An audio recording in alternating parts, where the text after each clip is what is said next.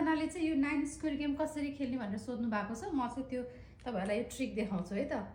यो 9 वटा स्क्वायर हुन्छ होइन, तर तपाईँले चाहिँ के सोच्नुपर्छ भन्दाखेरि चाहिँ एउटा स्क्वायरलाई पनि फेरि त्यस्तै 9 वटा स्क्वायर जस्तो बनाउनुपर्छ कि हरेक स्क्वायरलाई, मिनी स्क्वायरलाई। अनि त्यसपछि तपाईँले सुरुमा जहाँ पोइन्ट गर्नुभयो नि, जस्तै यहाँ पोइन्ट गर्नुभयो भने चाहिँ यो सानो स्क्वायरलाई चाहिँ जुम आउट गरेर यो ठुलो स्क्वायर जस्तै सोच्नु पऱ्यो कि। जस्तै यो गर्नुभयो भने यो बिग फ्रेममा चाहिँ बिग 9 स्क्वायरमा चाहिँ यो सेक्सन कहाँ पर्छ भन्दाखेरि यहाँ पर्छ। त्यही भएर यो पोइन्ट भयो भने जस्तै यो यताबाट यो कर्नरमा तपाईँले पोइन्ट गर्नुभयो भने त्यो भनेको यो बक्सलाई देखाउनु पऱ्यो होइन। त्यस्तै गरेर यो कर्नरमा पोइन्ट गर्नु सुरुमा सोद्धाखेरि यो पोइन्टमा पोइन्ट गर्नुभयो भने चाहिँ यो बक्स हुन्छ। अनि बिचमा गर्नुभयो भने बिचको बक्स हुन्छ होइन, छेउमा गर्नुभयो भने यही बक्स हुन्छ। अनि यो गर्नुभयो भने यो बक्स हुन्छ, त्यो हुन्छ है।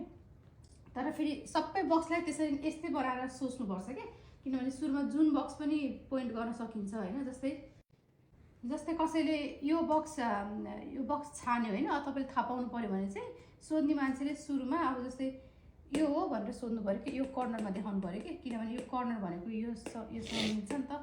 जस्तै यसलाई पनि त्यसरी भाग लाउने कि, जुन बक्समा सोध्यो सुरुमा त्यसलाई भाग लाउने। अनि त्यसपछि यो कर्नर हो भनेपछि यो हुन्छ कि, यो बक्सलाई छुन पनि पाइयो कि, तर कर्नरमा देखाउनु पऱ्यो। कर्नरमा देखायो भने यो हुन्छ होइन।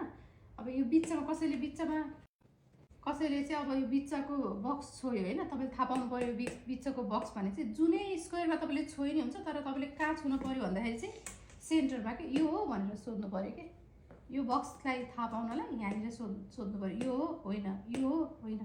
अब जता छोइने अरू जता गरे नि केही फरक पर्दैन, तर फर्स्ट बक्स चाहिँ तपाईँले कहाँनिर पोइन्ट आउट गर्नुहुन्छ त्यसले हिन्ट दिन्छ कि। जस्तै यो हो भनेर सुरुमा सोद्धाखेरि तपाईँ यो त होइन, तर तपाईँलाई थाहा भइसक्यो कि यो हो भनेर थाहा भइसक्नुपर्छ कि होइन।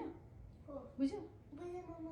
जस्तै एउटा छौ त तिमीले हो, त्यो यो छोयो होइन, तर यो रिप्रेजेन्ट गर्नलाई चाहिँ यहाँनिर छुनु पऱ्यो कि, यो कर्नरमा छुनु पऱ्यो कि। किनभने फेरि अगेन यसरी हरेक बक्सलाई भाग लाउने हो। अनि यो कर्नर भनेको यो हुन्छ कि है।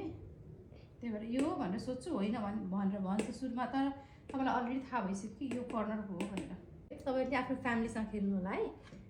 हस्, बाई।